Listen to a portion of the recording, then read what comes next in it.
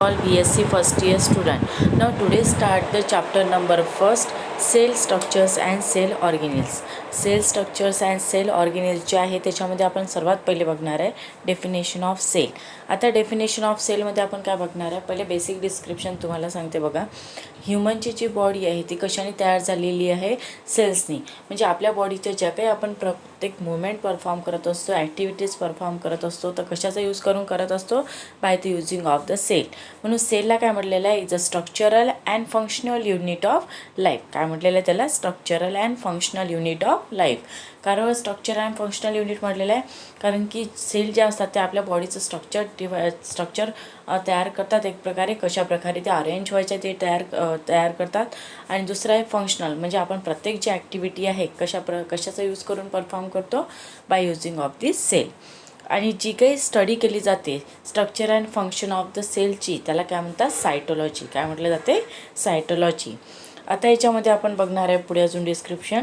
सायटोलॉजी झाल्यानंतर आता सेल ज्या असतात आपल्या बॉडीमध्ये, काही युनिसेल्युलर आहे आणि काही मल्टीसेल्युलर आहे. ओके, आपली जी बॉडी असते ते युनिसेल्युलर आणि मल्टीसेल्युलर, म्हणजे काही सिंगल सेलनी फॉर्म झालेली असते आणि मल्टिपल सेलनी फॉर्म झालेली आहे. आता त्याच्यामध्ये बघा, आता सिंगल जी सेल असते त्याच्यापासून काय होतात, मल्टिपल सेल्स तयार होतात. म्हणजे ज्या बाकीच्या सेल्स राहतील त्या कशाच्यापासून तयार झालेल्या असतात, प्री एक्झिस्टिंग सेल्सपासून. म्हणून त्याला काय म्हणतात, सेल थेरी. आणि सेल थेरीचा कन्सेप्ट कोणी प्रपोज केलेला आहे, स्किल्डन अँड सेचवान. कोणी प्रपोज केलेला आहे, स्किल्डन अँड सेचवान. इम्पॉर्टंट आहे बघा, जो सेल थेरीचा कन्सेप्ट आहे तो कोणी प्रपोज केलेला आहे, स्किल्डन अँड सेचवान. ओके. आता हे जे ऑल लिव्हिंग बिंग्स असतात ते पजेसेस काय करतात, सिम्पल और कॉम्प्लेक्स सेल्युलर ऑर्गनायझेशन. आता त्याच्यामध्ये काही प्रोकॅरिओटिक सेल्स आहे आणि काही युकॅरिओटिक सेल्स असतात. आणि मेन इम्पॉर्टंट पॉईंट आहे की डिस्कवरी कोणी केलेली आहे सेलची, रॉबर्ट हुकनी 1605मध्ये. डिस्कवरी ऑफ सेल कोणी केलेली आहे, सेलची discovery Robert Hooke. Underline the word, most important MCQमध्ये पॉईंट विचारला जातो. डिस्कवरी ऑफ सेल कोणी केलेली आहे, रॉबर्ट हुक 1605मध्ये. ओके. देन त्याच्यानंतर बघा मेन आता नेक्स्ट इम्पॉर्टंट पॉईंट आहे, general organisation of prokaryotic cells. Prokaryotic सेलचं मिनिंग बघा. प्रोकॅरिओटिक मीन्स आता तुम्हाला हे जे मी दोन्ही सेंड करणार आहे, बुक्सचे पेजेससुद्धा सेंड केले जातील, विथ तुम्हाला जे शॉर्ट नोट्स आहेत ते सुद्धा तुम्हाला सेंड केले जाते. Okay. Prokaryotics means that is GR means काय म्हटलेलं आहे त्या ठिकाणी बघा, ग्रुप जो आहे pro means primitive or early, म्हणजे ज्या सुरुवातीला असतात. आणि कॅरिऑन मीन्स न्यूक्लियस, म्हणजे ज्या सुरुवातीला आपल्या बॉडीमध्ये सेल्स असतात तर त्याच्यामध्ये ज्या सेल्समध्ये न्यूक्लियस प्रेझेंट आहे त्या सेलला काय म्हणतात, prokaryotic cells. Okay. And they are relatively simple cells, for example bacteria. आणि पजेसेस काय नाही करत, they do not possesses a well develop nucleus. त्याच्यामध्ये काय नसते, they do not possesses a well develop nucleus, ज्याच्यामध्ये न्यूक्लियस नसतो. They do not possesses a well develop nucleus, ज्याच्यामध्ये न्यूक्लियस नसतो त्याला काय म्हणतात, प्रोकॅरिओटिक सेल्स. काय म्हणतात, प्रोकॅरिओटिक सेल्स. पुन्हा बघा, प्रोकॅरिओटिक सेल्स म्हणजे अर्ली स्टेज आणि कॅरिऑन मीन्स न्यूक्लियस. जेव्हा त्या ठिकाणी न्यूक्लियस जो असतो डेव्हलप नसतो त्याला काय म्हणतात, also lakh of the membrane, त्याला काय म्हटलं जाते, प्रोकॅरिओटिक सेल्स. ज्याच्यामध्ये न्यूक्लियस डेव्हलप नसतो त्याला म्हणतात प्रोकॅरिओटिक सेल्स. सिम्पल लक्षात ठेवायचं आहे, ज्याच्यामध्ये न्यूक्लियस डेव्हलप नसतो त्याला म्हणतात prokaryotic cells. Okay. And lack of the membrane bounded organelles like the mitochondria.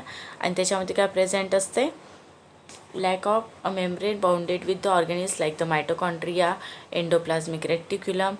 And then also the prokaryotic nucleoid contain single and circular DNA molecule.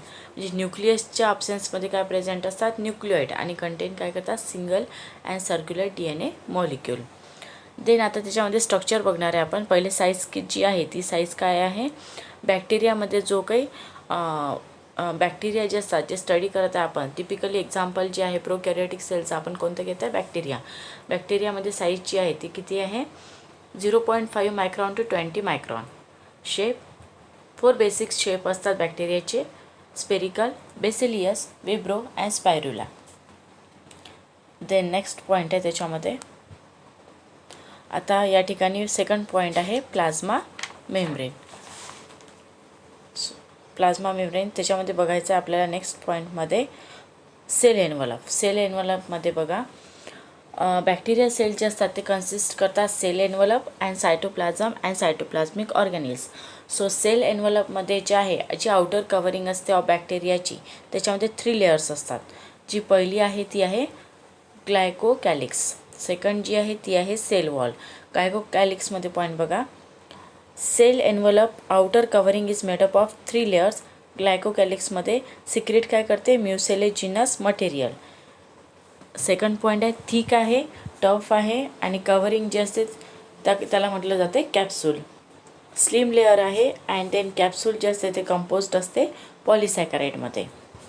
Then second point आहे cell wall, covered with the rigid cell wall about 59 to 140 nanometre.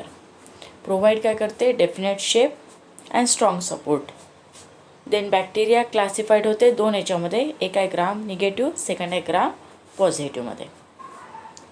आता next point आहे plasma membrane. Plasma मेम्ब्रेनमध्ये बघा innermost covering जी असते is cell एनवलपची. Cell एनवलपची जी इनरमोस्ट कव्हरिंग असते त्याला म्हणतात प्लाझ्मा मेम्ब्रेन. कंपोज कशामध्ये आहे लिपिड आणि प्रोटीनमध्ये. त्याची जी थिकनेस आहे ती किती आहे 7.5 to 10.0 nanometre thickness, micron metre thickness. आणि परफॉर्म काय करते metabolic process like the respiration. कोणकोणत्या मेटाबॉलिक प्रोसेस परफॉर्म करतात, respiration, photosynthesis, synthesis of lipids. The next point mesosomes and डिझोझोम्स. बॅक्टेरिया जे असतात त्याच्यामध्ये पीएम म्हणजे काय म्हणलेलं आहे वर लिहिलेले बघा शॉर्टमध्ये प्लाझ्मा मेम्ब्रेन. बॅक्टेरियामध्ये जे प्लाझ्मा मेम्ब्रेन असतात ते गेट मॉडिफाईड होतात आणि फॉर्म काय करतात स्ट्रक्चर्स लाईक द मिझोझोमचं आणि डिझोझोमचं. पुन्हा बघा बॅक्टेरियामध्ये जे काही प्लाझ्मा मेम्ब्रेन असतात त्या मॉडिफाईड होतात आणि काय फॉर्म करतात स्ट्रक्चर ऑफ मिझोझोम्स अँड डिझोझोम्सचं. मिझोझोम जे असतात ते इन्व्हॉल्व कशामध्ये होतात फॉर्मेशन ऑफ सेल वॉल. कशामध्ये इन्व्हॉल्व होतात formation of cell wall. Okay, पुन्हा सांगते बघा जे काही प्रोकॅरियोटिक सेल्स असतात त्याच्यामध्ये न्यूक्लियस जे असते ते अब्सेंट राहते. इन रिप्लेसमेंट ऑफ न्यूक्लियस काय प्रेझेंट असते न्यूक्लियोइड आणि सर्क्युलर न्यूक्लियोइड. आणि अजून काय प्रेझेंट राहते पर्टिक्युलरली त्याच्यामध्ये कंटेंट काय करतात single and circular DNA molecule. जे न्यूक्लियस काय त्याच्यामध्ये absent. Okay, so now in this lecture this topic completed. Thank you.